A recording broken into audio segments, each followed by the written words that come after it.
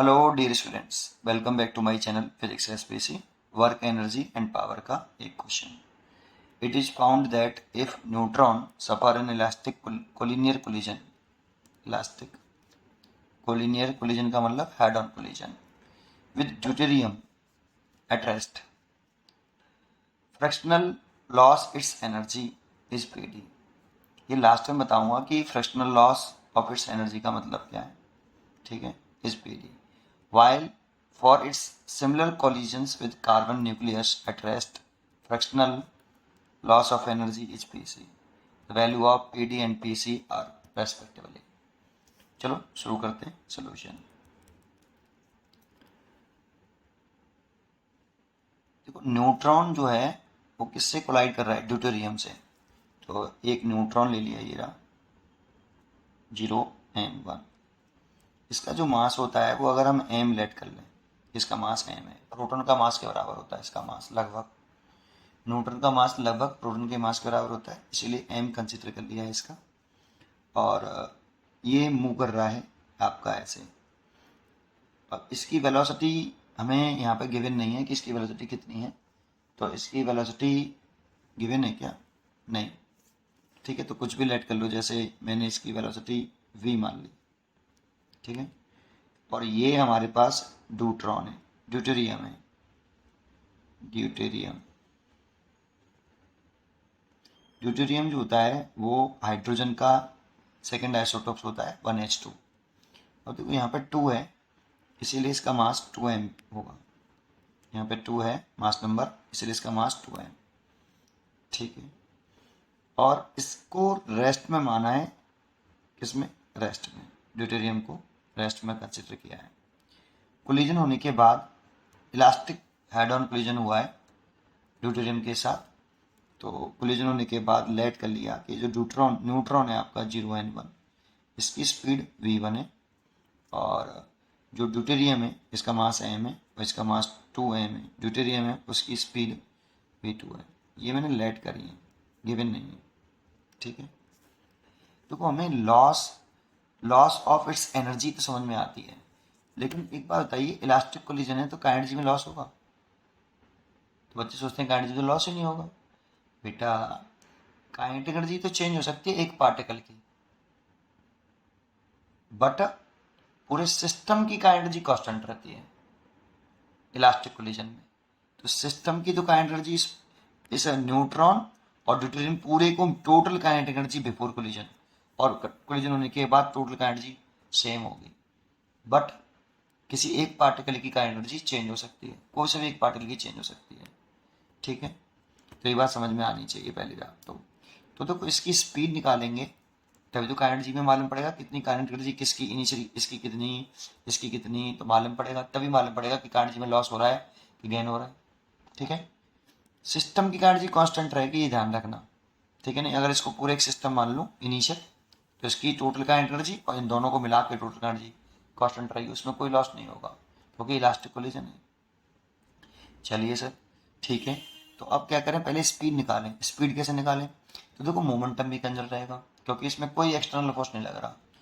ये neutron deuterium पे force लगाएगा और ड्यूटेरियम अगर टकराएगा, कोलिजन होगा, तो इस पे फोर्स लगाएगा, लेकिन ये इंटरनल फोर्सेस होंगे, एक्सटर्नल फोर्स जीरो रहेगा। और एक्सटर्नल फोर्स जीरो है तो कोलिजन कोई सा भी हो, चाहे इलास्टिक हो चाहे इनइलास्टिक कोलिजन हो, सिस्टम का मोमेंटम कांस्टेंट रहता है। एक पार्टिकल का, फिर कह रहा हूँ, मोमेंटम कांस्टेंट नहीं रहता, रहता सिस्टम का ही है। दैट मीन्स इनिशियल, ये पूरा कोलिजन करने से पहले दोनों पार्टिकल का टोटल मोमेंटम, फिर कोलिजन करने के बाद दोनों पार्टिकल का टोटल मोमेंटम कांस्टेंट रहेगा। तो हम यहाँ लिखेंगे net external force on system 0, that is momentum of the system, momentum of the system, पूरे सिस्टम का जो मोमेंटम है वो कांस्टेंट। तो सबसे पहले आप मोमेंटम कांस्टेंट करिए, इसका कितना मोमेंटम? तो mass into velocity, mass into velocity, और ये रेस्ट में, इसीलिए इसका 0। ये तो इनिशियल मोमेंटम हो गया बिफोर कोलिजन। अब इसका देखें, m इंटू वी वन और उसका 2m इंटू वी टू। देखो m से तो m कैंसिल हो जाएगा, तो इधर v और इधर v1 प्लस इधर 2v2, एक ही क्वेश्चन।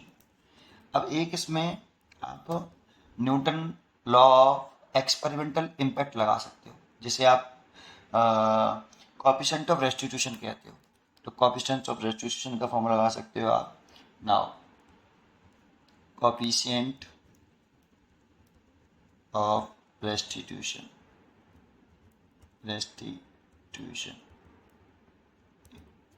ई क्या होता है?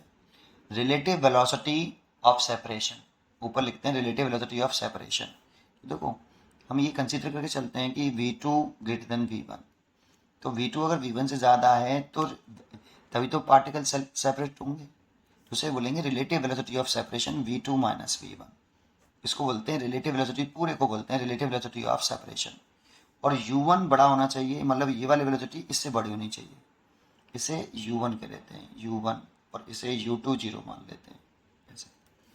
तो इसे लिखते हैं u1 माइनस u2, इसे बोलते हैं relative velocity of approach, u1 greater than u2 ऐसे।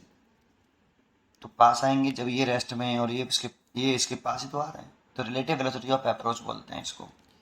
और इस पूरे फार्मूले को अगर इसमें से मल्टीप्लाई कर लें तो इस फार्मूले को साइंटिस्ट न्यूटन ने दिया था और उसका नाम रखा था Newton experimental law of impact. ठीक है। अच्छा, ई की वैल्यू फॉर इलास्टिक कोलिजन,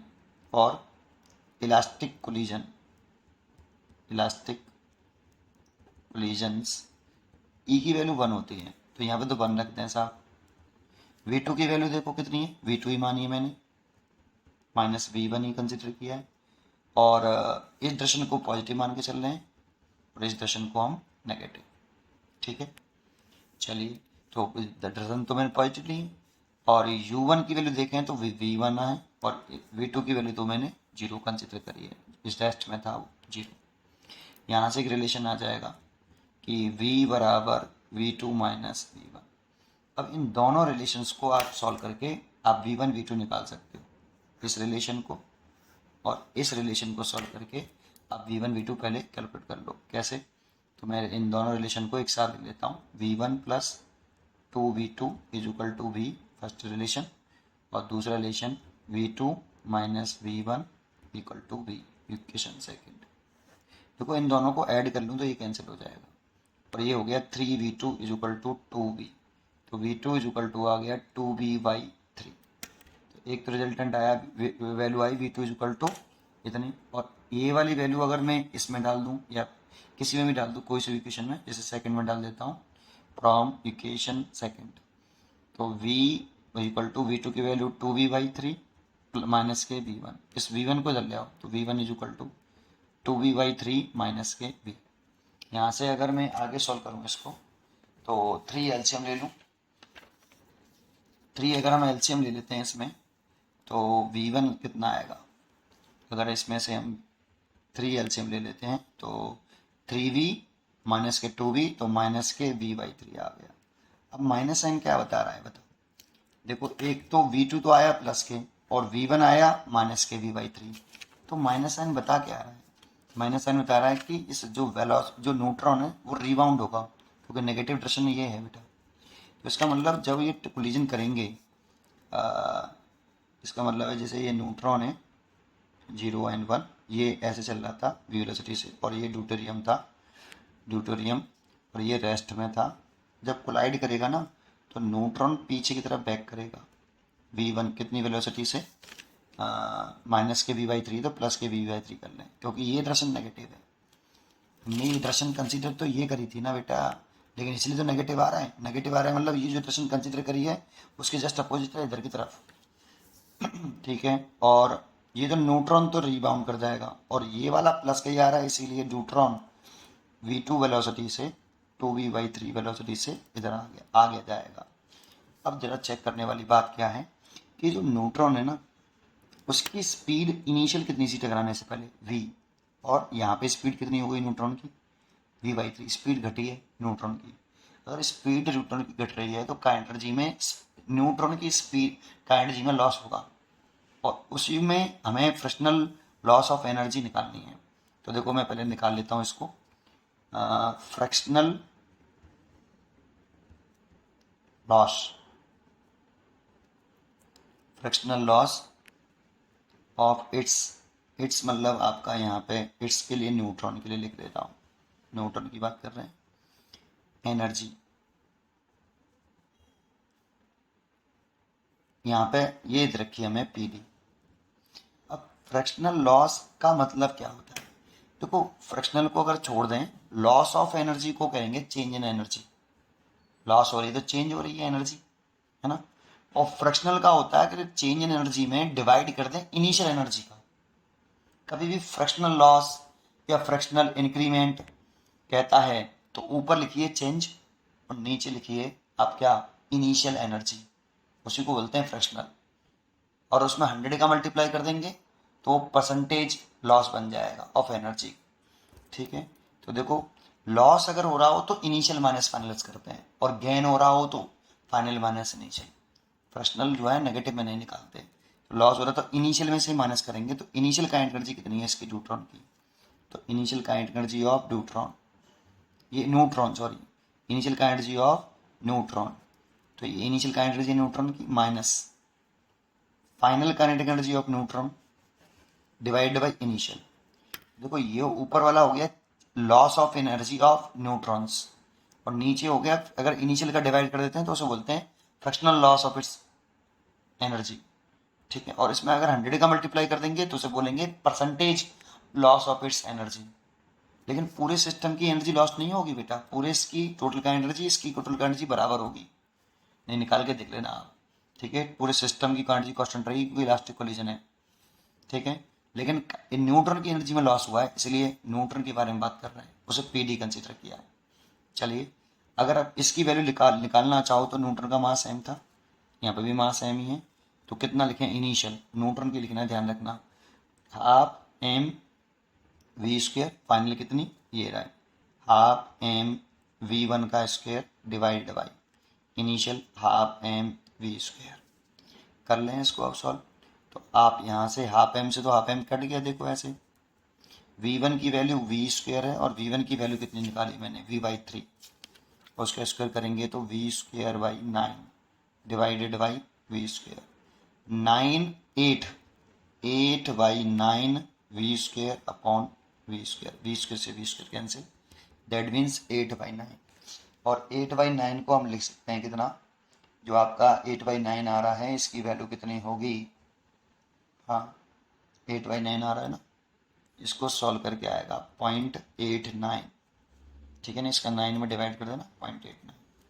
देखो ऐसे जैसे ये फर्स्ट पार्ट निकाला है ऐसे ही सेकंड पार्ट निकालना है कार्बन। अब वो कार्बन के साथ कर रहा है क्या, सेकंड केस, वो न्यूट्रॉन ही है 0n1, और ये स्पीड v है, और इसका मास m होगा, लेकिन वो कार्बन से टकरा रहा है जो 6c12 होता है, इसलिए इसका मास 12m होगा, यहाँ पे 12 है इसीलिए 12 है, लेकिन ये रेस्ट में भी है, इसकी स्पीड 0 है। अब कोलिजन होने के बाद ये वाला जो न्यूट्रॉन है 0n1, लेट कर लो इसकी स्पीड v1 है, और इसकी जो आपका कार्बन है ये इसकी स्पीड v2 है, ठीक है ना। इसका मास m होगा, इसका मास 2m होगा। सिमिलर फिर वही according to conservation of linear momentum, conservation of linear momentum करिए, लीनियर मोमेंटम। अब आप इसे अपने आप भी कर सकते हो, सेम करिए बिल्कुल। तो करें तो देखो इनिशियल मोमेंटम लिखें तो m इंटू वी प्लस यहाँ पे लिखें 12m इंटू 0, क्योंकि 12 मास है इसका, है ना। कार्बन का जो मास नंबर होता है 12 होता है, ठीक है। और जी इसका कितना लिखें m इंटू वी वन, और इसका 12 मास होगा इंटू वी2, 12m सॉरी, है ना। तो देखो m से तो m कैंसिल हो जाएगा भाई दोनों तरफ से, इधर v बचेगा, इधर v1 और इधर 12v2, ये equation number 1। And coefficient of restitution से लगाओगे तो वेलोसिटी ऑफ सेपरेशन और velocity of relative velocity of separation, relative velocity of approach, यहाँ पे v2 माइनस v1 आएगा, v2 माइनस v1, और ये कितना है v और ये 0 है। इलास्टिक कोलिजन के लिए E बराबर 1 होता है, तो वही 1, v2 माइनस v1, और यहाँ आ जाएगा v, ये इक्वेशन नंबर 2 हो जाएगी। तो इन दोनों इक्वेशनों को अब सॉल्व करना होगा हमें, और इन दोनों क्वेश्चनों को सॉल्व करके फिर वही V2 और V1 निकालना होगा। देखते हैं नेक्स्ट पेज पर। अगर नेक्स्ट पेज पर आ जाएं तो आपको अब क्या करना है कि इन दोनों क्वेश्चनों को सॉल्व करें। तो V equal to V1 plus 12 V2 है, इक्वेशन 1 है, और V2 minus V1 equal to V है, इक्वेशन नंबर 2 है। देखो ऐड कर लें तो ये कैंसिल, ये 2V और ये 13V2, तो V2 इज इक्वल टू आ गया 2V/13, और ये वाली वैल्यू सेकेंड इक्वेशन में मैं पुट कर दूँ, सेकेंड इक्वेशन में पुट कर दूँ। V is equal to V2 minus V1, V equal to V2 की वैल्यू 2V/13 माइनस V1, इसको इधर ले आओ, V1 2V/13 माइनस, गलत कर दिया क्या, इसको इधर ले आए, इसको इधर ले आए, ठीक है, माइनस V। तो यहाँ से 13 एलसीएम ले लेंगे तो माइनस के 11V/13, 13 एलसीएम 13V हो जाएगा, 13 में से 2V घट दिया तो माइनस के 11V/13। अब माइनस साइन जैसे मैंने अभी पीछे बताया कि जो न्यूट्रॉन है वो पीछे वापस आ रहा है, ठीक है ना, और कार्बन आगे जा रहा है, ठीक है, कर लेना। अब देखो इसमें भी काइनेटिक एनर्जी घट रही है, इसकी V है और इसकी कितनी है न्यूट्रॉन की, 11/13V, सेम कंसेप्ट, इसीलिए उसमें फ्रैक्शनल चेंज पीछे दे रखा, फ्रैक्शनल लॉस ऑफ इट्स मतलब आपका न्यूट्रॉन, यहाँ पे भी न्यूट्रॉन के ही निकाल लें एनर्जी ड्यूरिंग द कोलिजन्स। तो PC इज इक्वल टू वही initial kinetic energy minus final kinetic energy divided by initial kinetic energy. तो इनिशियल कितनी है न्यूट्रॉन की, तो न्यूट्रॉन की लिखनी है, तो न्यूट्रॉन की तो मास इंटू वेलोसिटी है V, mv हाफ mv² हो गया, माइनस न्यूट्रॉन की फिर दोबारा से कितनी है हाफ m V1 का स्क्वायर, हाफ m V1 का स्क्वायर डिवाइड बाई इनिशियल लिखते हैं नीचे हाफ mv²। तो देखो इसमें से हाफ एम तो कैंसिल हो गया, V² ऐसे कैसे, V1 की वैल्यू ये इसका स्क्वायर करें तो माइनस का प्लस का हो जाएगा, तो 121/169 V² डिवाइड बाई V²।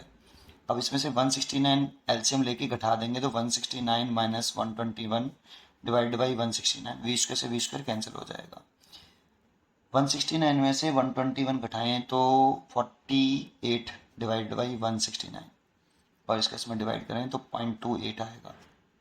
इसीलिए फ्रैक्शनल चेंज जो आएगा इसमें, fractional loss of its energy 0.28 आएगा।